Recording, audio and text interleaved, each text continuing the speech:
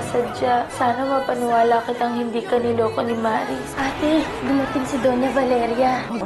Naku, Mama. Hindi po totoo yun. Lord, please patawarin niyo po ako. Sana nga totoo ang mga sinasabi ko, ang mga pinapaniwalaan ko. Gusto ko lang po makatulong sa pamilya ni Anthony.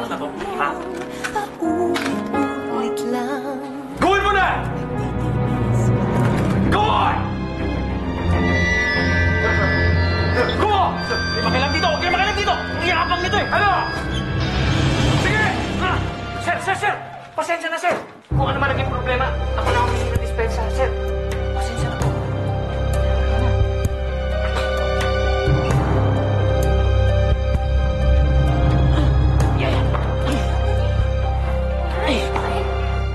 Boss, may ano nangyari? Ma'am, napaaway ho si Sir sa bar.